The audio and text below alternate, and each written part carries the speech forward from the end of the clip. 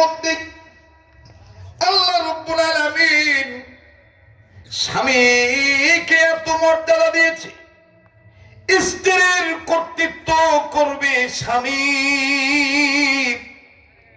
স্বামী থাকবে স্ত্রীর উপরে সর্বদিক দিয়া। এটা যে নারী মেনে নিবে সেই নারীগণ ফাতেমার সাথে জান্নাতে যাবে।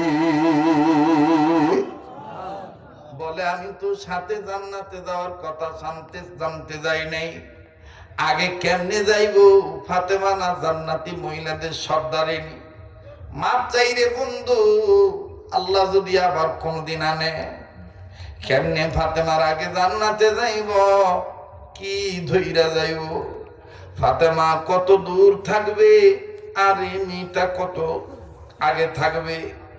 আল্লাহ বাঁচা রাখলে আবার আসবো আপনাদেরকে ইনশাআল্লাহ কোন মহিলা মাদ্রাসার মাহফিলে পাইলে আমি এভাবে বিস্তারিত ব্যাখ্যা জানিয়ে দেব ইনশাআল্লাহ। আজ আর লম্বা নয়, আসেন দোয়ার দিকে যাই। তবে মোনাজাতের আগে জানতে চাই, বলেন কোরআন সম্মানিত না অসম্মানিত? এই কাঠের চেয়ার, এখানে লাথি লাগলে চুমা খাবো না।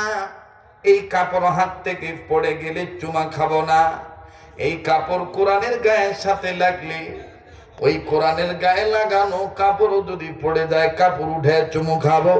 কারণ হলো যেই কাপড় কোরআনের সাথে লেগে থাকে এই কাপড় দামি কাপড়।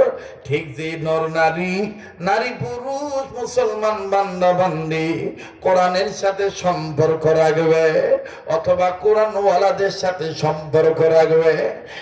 আর নবী বলেছে উম্মতে মুহাম্মাদীদের জাহান্নাম থেকে বাঁচার পথ হলো চারটি। নাম্বার 1 আলেম হওয়া, নাম্বার 2 আলেমের ছাত্র হওয়া, নাম্বার 3 আলেমের কথা শোনা, নাম্বার 4 আলেমগণকে মহব্বত করা। জোরে বলেন না সুবহানাল্লাহ। তাহলে আমরা এই কোরআনের সাথে সম্পর্ক রেখে আমরা ইহলৌকিক জীবনে পরলৌকিক জীবনে সম্মানিত হব ইনশাআল্লাহ। বাস বসেন, কথা বলবেন না।